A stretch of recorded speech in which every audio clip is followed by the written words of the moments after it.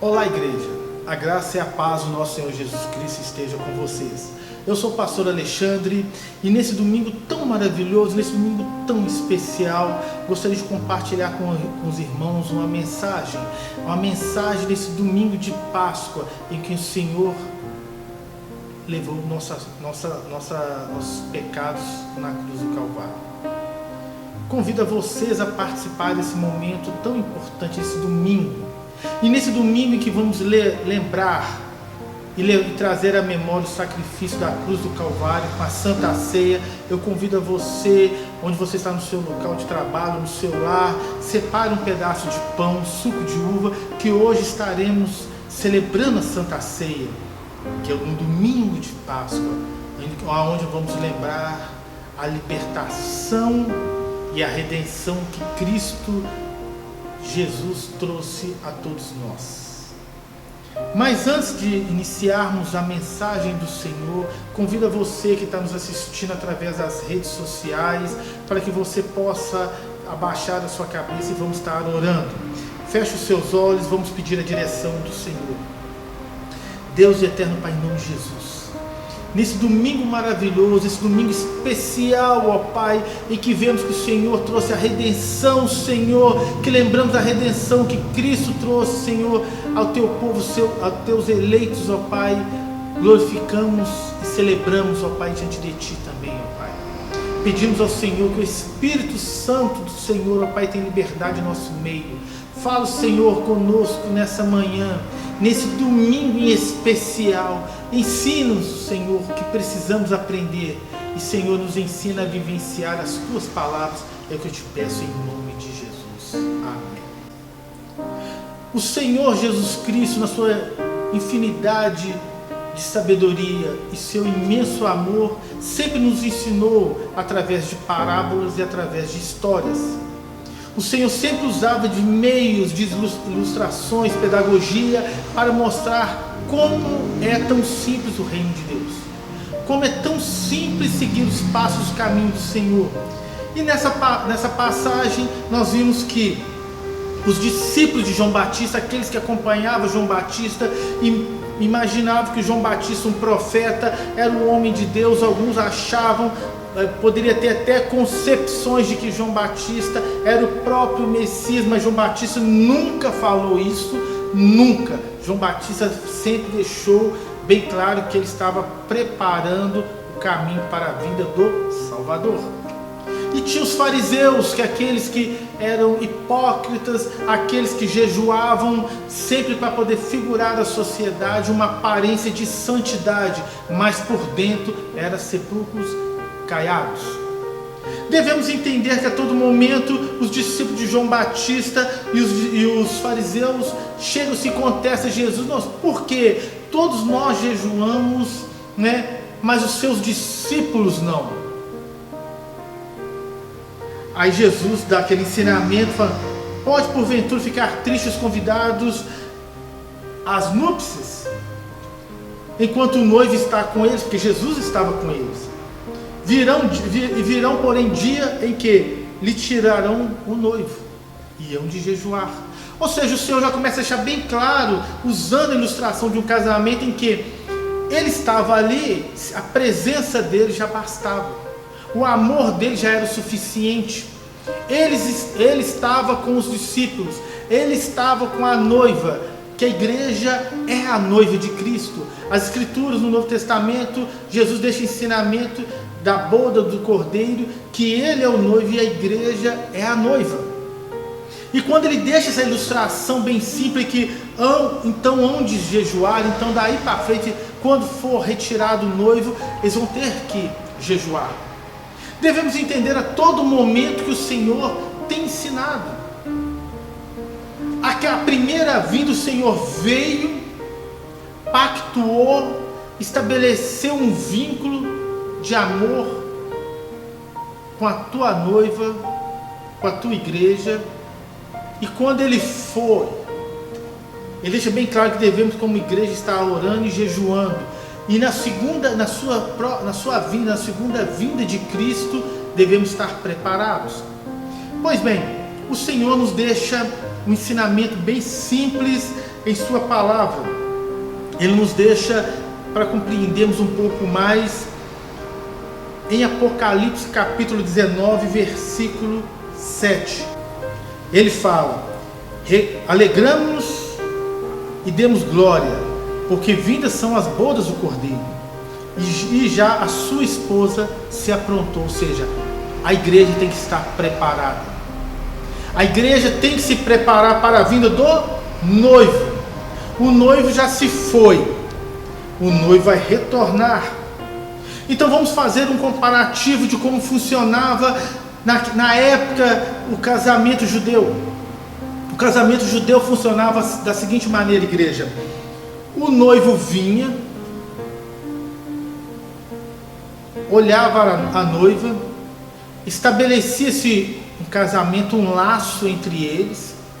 A família do noivo pagava-se um preço dote pela noiva. A noiva, dali em diante, ia para um lugar. Esse lugar era uma tenda. Nessa tenda ali, o noivo estabelecia um vínculo matrimonial com ela, ou seja, preparava-se uma taça, comemorava-se alegremente a cerimônia. Ali assinava-se como se fosse um contrato, um acordo. Aqui nós vamos celebrar o casamento. O noivo saía, ficava de 1 a 2 anos fora, não se sabia o tempo exato e preciso. O noivo ia trabalhar, preparar o lugar para quando ele viesse buscar a noiva, ele levaria a noiva consigo. Ele levaria a noiva contigo para o lugar preparado por ele, o noivo. E naquela festa, antes da viagem dele, antes da partida do noivo, ele tomava ali a taça, ele comemorava ali aquela ceia, ele preparava e depois deixava um documento em que a noiva colocava de pendurado na parede da sua casa, do seu lar, e ali tinha suas obrigações, entre elas 3 pilares fundamentais para o casamento judeu. Entre eles, o amor, a fidelidade e a santidade. Amor, fidelidade e santidade são 3 pilares para estabelecer um casamento. Sem esses 3 pilares não existe. E hoje, nos dias de hoje, não se vê isso de forma simples. Mas vamos continuar entendendo um contexto de um casamento. E aquele casamento se dava: o noivo ia e a noiva se mantia fiel, amando mesmo ele estando longe. Mantia-se fiel a ele, ou seja, ninguém poderia chegar, e tentar corromper ou ela se entregar a qualquer um outro. E manter a santidade era o seu papel como noiva, ou seja, ela estava ali todo o tempo se guardando para o noivo. E posteriormente, aquele período em que não se sabia a precisão da data, era um período em que a noiva não sabia, ela tinha que se manter ali imaculada, inviolada e pronta, aguardando o momento do noivo. O noivo chegava, se tocava as trombetas, o noivo chegava para dentro da cidade, vinha-se com a sua comitiva, buscava-se a noiva, pegava-se a noiva, voltava para aquela tenda, pegava-se as mesmas taças em que se comemorou ali a festa, as bodas ali, e ali realmente acontecia a boda. O noivo comemorava uns 7 dias ali de alegria, festejava que o noivo veio, e ali se tornava alegria. E depois, posteriormente, o noivo, pelas mãos, saía da cidade e levava para o seu lar, para a sua casa, aonde a noiva iria permanecer com ele. O interessante é que esse texto Jesus está falando similar e bem parecido, fazendo uma ilustração da comemoração dos discípulos que estavam com Jesus. Por que deveria orar e jejuar se Jesus já estavam com ele? Mas no período que o próprio Jesus fala com os discípulos de João Batista, os fariseus, que iria acontecer um momento que levariam o noivo, então ali eles deveriam estar jejuando, ou seja, se preparando para a vinda do Cordeiro, que era Cristo Jesus, o noivo. Mas o interessante dessas aplicabilidades, dessa ilustração que podemos aplicar, não é muito diferente. Nós vamos trazer para a igreja. Se a gente trazer os pilares da igreja, a noiva, para esperar o noivo, ela tem que ter essa consciência, tem que ter realmente uma afinidade. Ela precisa ter o amor, a fidelidade e a santidade. Ela precisa amar Cristo. Quando você entrega sua vida, você quer estar com aquela pessoa. A fidelidade, você não se deixa ser levado, você não vai buscar idolatria. A igreja não pode sofrer influências externas, ela tem que se manter fiel à palavra de Deus. E depois a santidade, ou seja, ela tem que se manter pura todo momento, com uma veste branca, limpa, sempre esperando a vinda do Cordeiro, que ela nunca sabe o dia e a hora. A igreja, então, ela tem que andar nesses pilares, amando e querendo ficar com aquele a quem ela ama, que é Cristo, ou seja, Ele em primeiro lugar, mantendo-se fiel a Ele, ou seja, eu não vou deixar nada me tirar dos caminhos de Deus, e vou me manter puro, ou seja, eu vou viver os ensinamentos de Cristo. E o Senhor deixa esses ensinamentos. E o interessante é que no casamento, quando o noivo paga-se para levar a noiva, quando o noivo vai pagar os dotes, a família do noivo paga o dote pela vida da noiva, pelaquela noiva para levar embora, não muito diferente, o Senhor deixou isso bem claro para nós. O sacrifício dele é um alto preço. Ele pagou um alto preço pela sua vida. Você, noiva, você, igreja, ele pagou um alto preço. Ele deixa bem claro na primeira carta de Coríntios, capítulo 7, versículo 23. Primeira carta de Coríntios, capítulo 7, versículo 23. O Senhor deixa: fostes comprado por bom preço, não vos faça servo do homem. Ou seja, ele está alertando: não se deixe ser escravo do diabo. Ele pagou um preço muito alto pela sua vida. Ele deu a vida dele por você. Continuando na primeira carta de Timóteo, capítulo 2, versículo 6. Ou seja, 1 Timóteo, capítulo 2, versículo 6, ele deixa: o qual se deu a si mesmo em preço de redenção por todos, para servir de testemunha a seu tempo. Ou seja, ele deixou a redenção. O sacrifício dele, pascual, é a redenção que chegou até você. Quando o Senhor foi crucificado e ressuscitou ao terceiro dia, a Páscoa ali já estava estabelecida. Ele veio para libertar da escravidão, ele veio para trazer a santificação, para trazer a glorificação até você. Ou seja, você vai passar por todos os caminhos para você ser estabelecido como um filho, como a noiva do Cordeiro. Quando a palavra do Senhor sempre fala aquela mensagem bonita, que o Cordeiro vem para celebrar as bodas do Cordeiro, ele está querendo dizer: ó, ele vai voltar, e não que ele voltar para buscar a noiva, nós vamos celebrar uma festa. O noivo veio buscando, e ele vai querer saber se você, noiva, não se corrompeu. Ele vai sentar-se ali diante do trono e falar assim: chega até a mim. Se você pecou, ele vai saber, vai separar as ovelhas, os cabritos, da direita e da esquerda, vão separar. E quando ele vier buscar a noiva, você tem que estar pronta, amando, sendo fiel a ele e santo. E esse jejum e oração é um dos princípios basilar de uma igreja. Precisamos entender a todo momento, nesse momento de confinamento, esse momento em que nunca ouvimos falar tanto nas redes sociais, nas comunidades evangélicas, nas comunidades gospels, nas igrejas onde tem um grupo social, tanto em falando-se de jejum e oração.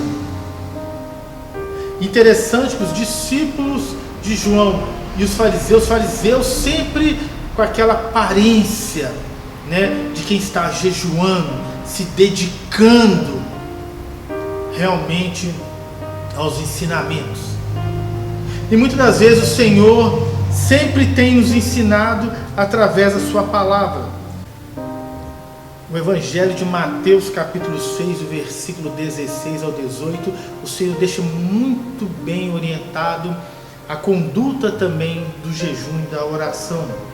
ele nos ensina, a própria palavra de Jesus falando: e quando jejuardes, não vos mostreis contristados como os hipócritas, porque desfiguram o rosto, para que os homens pareçam que jejuam. Então, verdade vos digo que já receberam o galardão. Porém, tu, quando jejuardes, unge a cabeça e lava o teu rosto, para que não pareças aos homens que jejuam, mas sim a teu Pai, que estás oculto, e o teu Pai que vê, e o que está oculto te recompensará. Ou seja, quando você, igreja, estiver jejuando, não seja como os discípulos de João Batista ou os fariseus. Nós jejuamos, e os seus, nós jejuamos o tempo todo. O jejum é algo íntimo entre você e Cristo. Você, como noiva, tem que se manter santa à vinda do Cordeiro. Mantenha-se irrepreensível, orando e jejuando e vigiando. E nesse momento de pandemia, o mundo e as nações precisam se prostrar, orar e jejuar, para que o noivo venha o mais rápido possível e leve a sua noiva. A noiva tem que estar preparada. Devemos compreender que a igreja é a noiva do Cordeiro. Nós devemos estar preparados todos os dias, esperando a vinda do Cordeiro. E esse texto está dizendo: prepare, que ele está vindo. Fique atento, não se corrompa. E nós, como igreja, devemos ser verdadeira do nosso interior, orar e jejuar verdadeiramente e não exibir a comunidade, a sociedade. Nós estamos orando e jejuando. A congregação, os líderes, os pastores convocam para orar e jejuar, mas isso é entre você e Deus, é no íntimo. Ninguém deve saber o que você está fazendo, mas você deve ser verdadeiro. Mas continuando, e quando a noiva ali colocava na sua casa o contrato, as suas responsabilidades, nós como igreja, nós temos as nossas responsabilidades, que é a palavra de Deus. A Santa Escritura é o que o Senhor deixou. O noivo deixou: cumpra, ore, vamos jejuar, vamos amar o próximo, vamos cuidar primeiramente os da casa, vamos abençoar aqueles que precisam, vamos ser verdadeiros, vamos ser fiel, não vamos ser mentiroso, não vamos ser hipócritas, não vamos persuadir, não vamos passar a perna em ninguém. Devemos ser verdadeiros na palavra de Deus. Aqui está deixando os seus mandamentos e os teus preceitos, ou seja, a carta em que a noiva deixava de pendurado, nós devemos pegar a Santa Escritura e guardar ela onde? No nosso e no seu coração, no meu e no seu coração.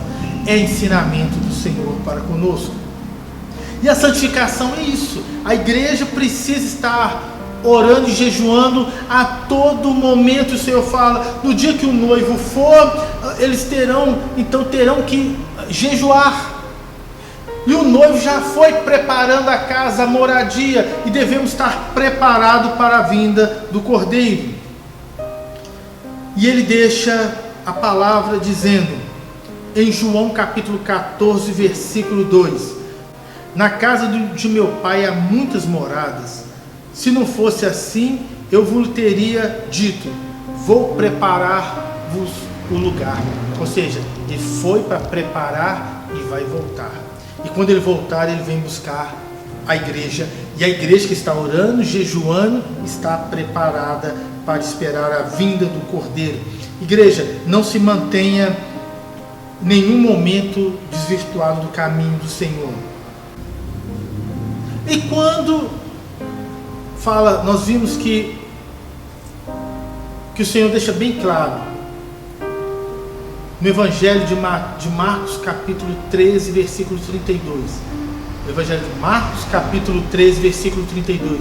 Mas naquele dia e hora ninguém sabe, nem os anjos que estão nos céus, nem o Filho, senão o Pai. Ou seja, as trombetas serão tocadas.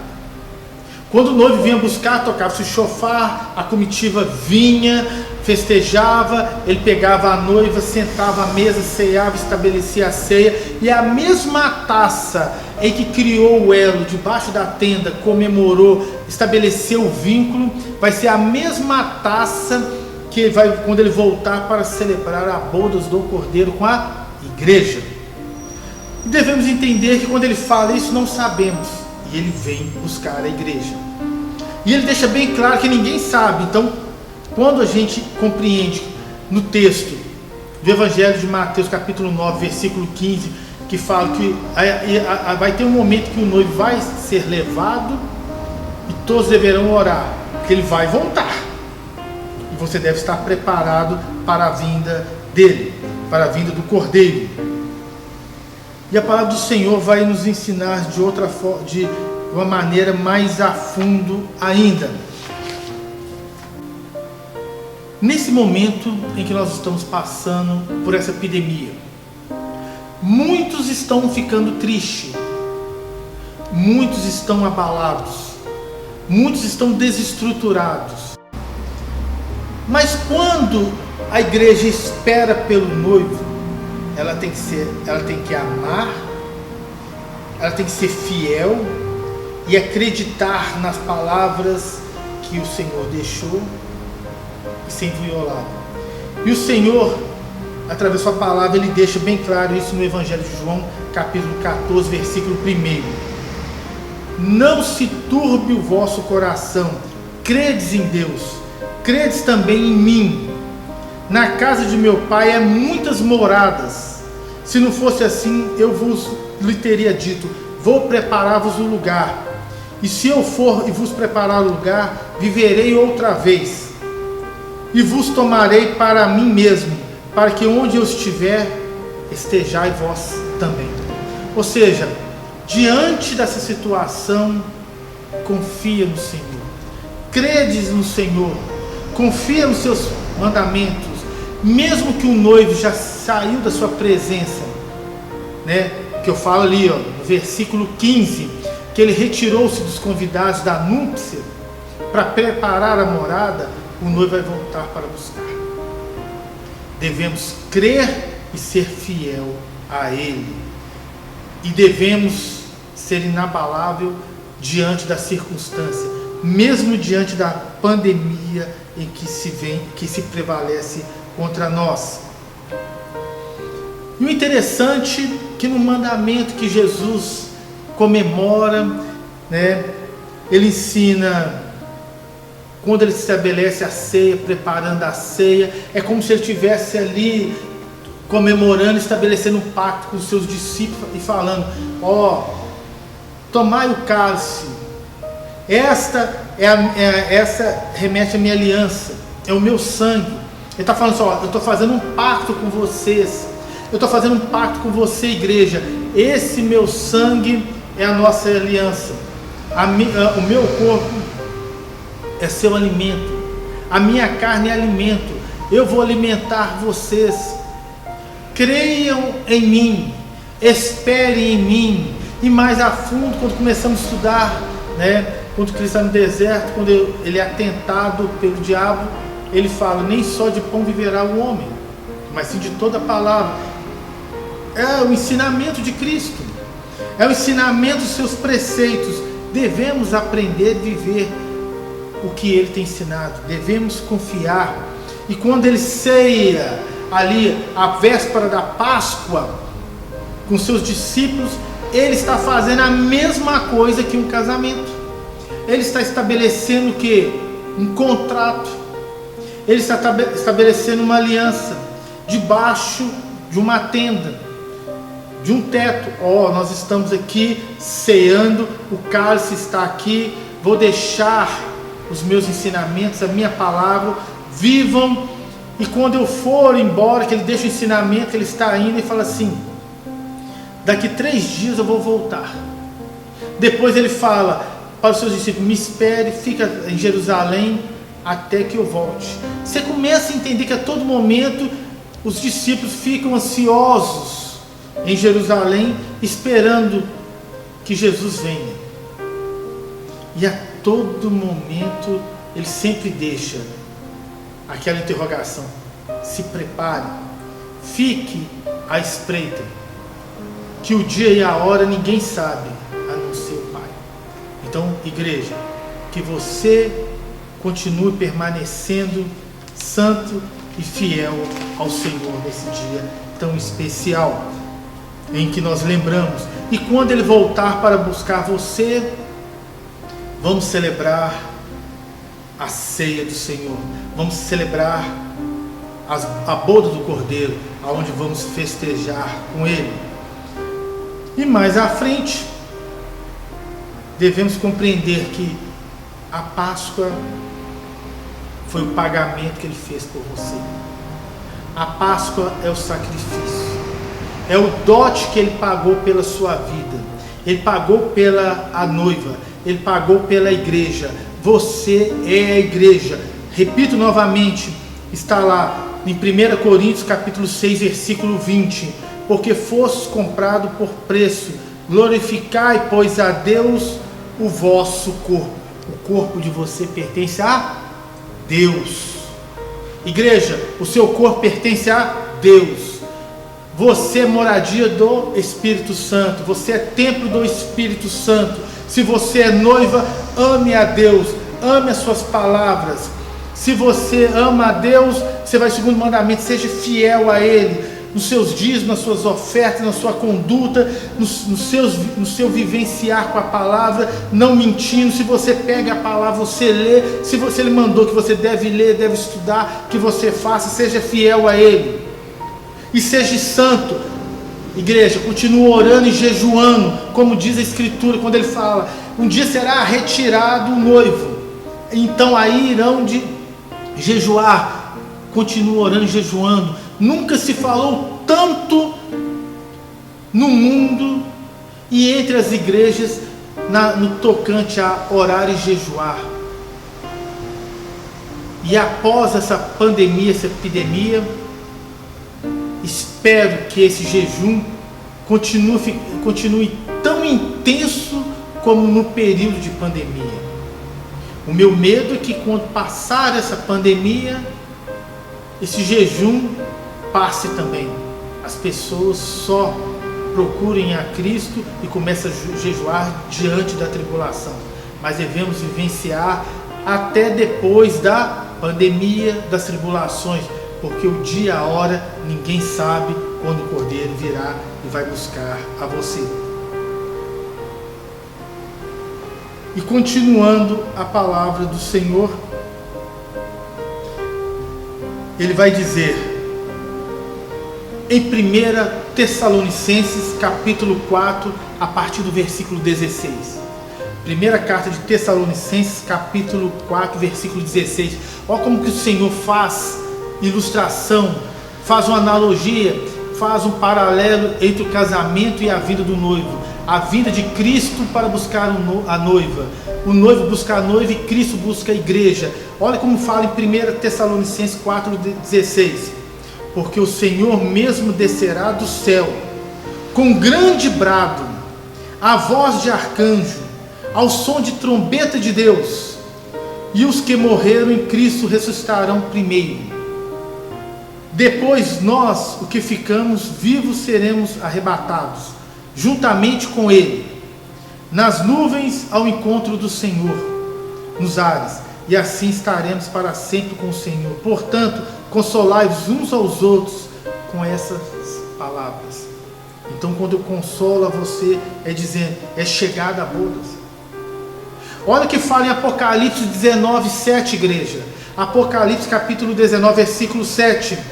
Regozijemos e exaltemos, demos glória, porque são chegadas as bodas do Cordeiro, e já a sua noiva se preparou, e foi-lhe permitido vestir um lindo, fino, resplandecente e puro, pois o linho fino são as obras justas dos santos.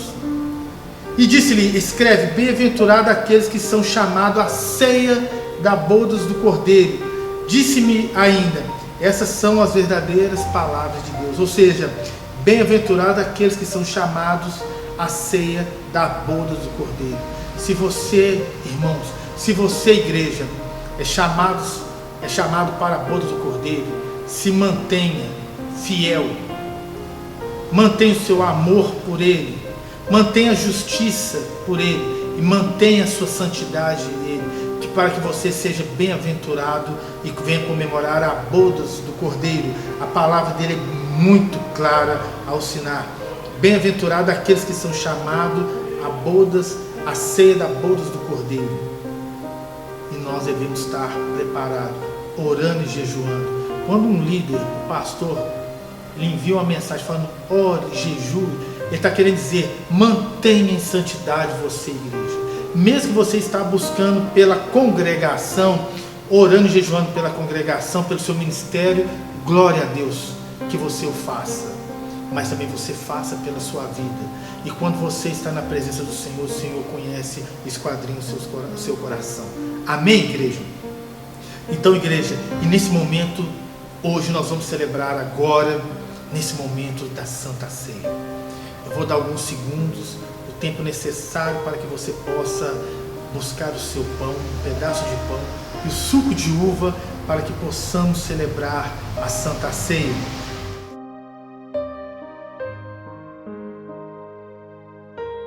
Irmãos,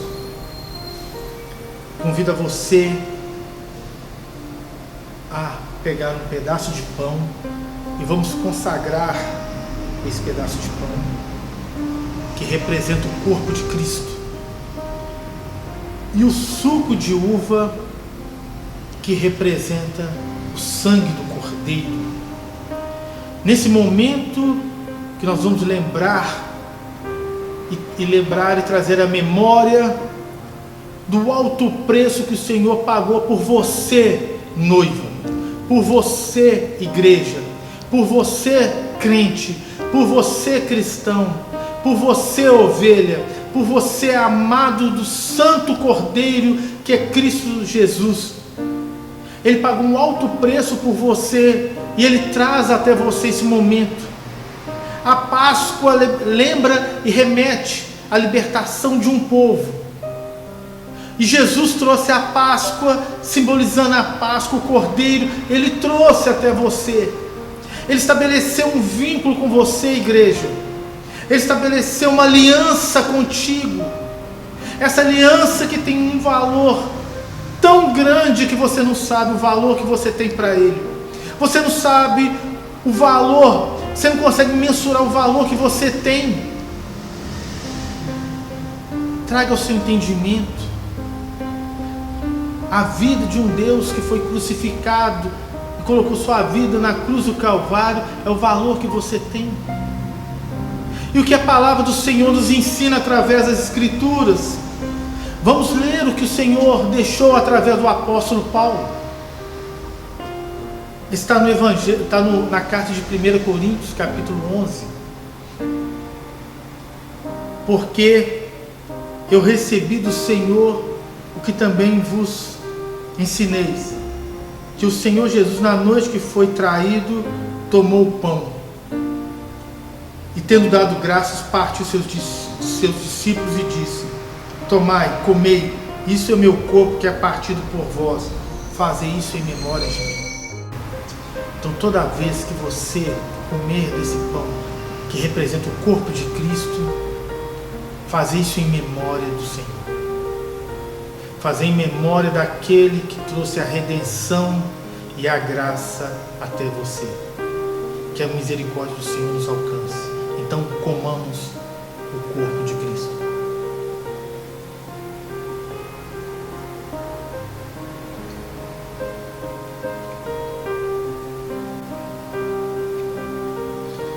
E continuando o ensinamento,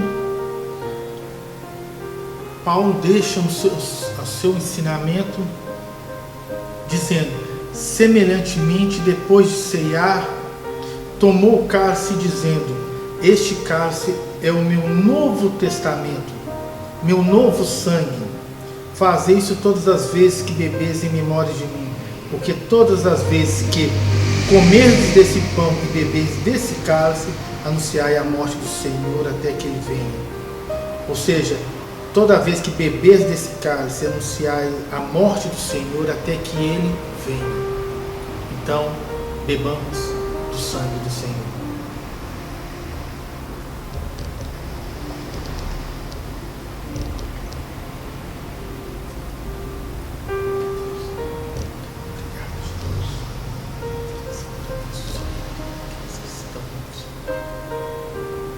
Senhor, muito obrigado, Pai, pela Tua palavra. Obrigado, Senhor, porque nós estamos anunciando a morte do Senhor até que o Senhor venha. A Sua vinda está por vir. Senhor, essa ceia é para lembrarmos, ó Pai, da Páscoa, da libertação do Teu povo. Ó noivo, ó Cordeiro, venha buscar a noiva. Nós estamos aqui, ó Pai, diante de Ti, ó Pai, em santidade, em fidelidade, em amor a Ti, ó Pai, os Teus preceitos.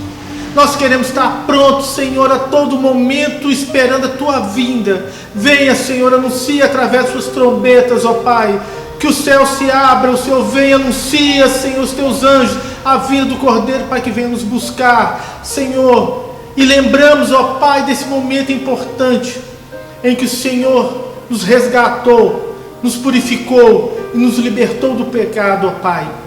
E na autoridade do nome de Jesus, ó Pai, eu ministro sobre cada um dos Teus filhos, da Tua igreja, Senhor, e daqueles que estão nos assistindo, ó Pai, que a misericórdia e o favor do Senhor vá ao encontro de cada um dos Seus filhos. Eu abençoo cada um de vocês, amadas ovelhas, em nome do Pai, do Filho e do Espírito Santo, que a graça e a misericórdia do Senhor esteja com vocês. Amém, igreja?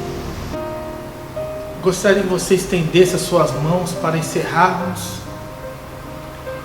Lembrando que estará na parte inferior desse vídeo o telefone dos pastores da Igreja Batista Lagoinha, Padre Eustáquio, para que você que está nos assistindo, está passando por tribulações, você que está na luta, você que não entregou sua vida ao Senhor, você não tem compreensão do que está acontecendo, que você que quer andar nos caminhos do Senhor, eu te convido para que você venha e entregue a sua vida ao Senhor.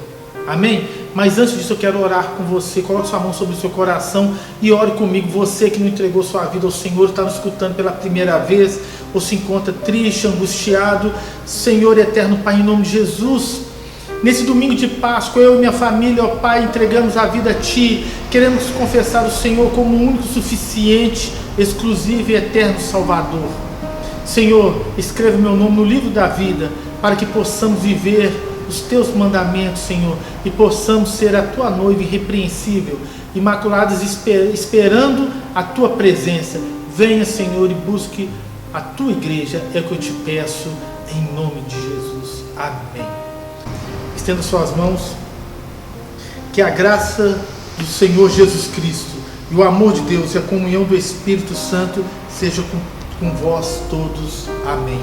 Que Deus abençoe e vão em paz, em nome de Jesus. Muito obrigado.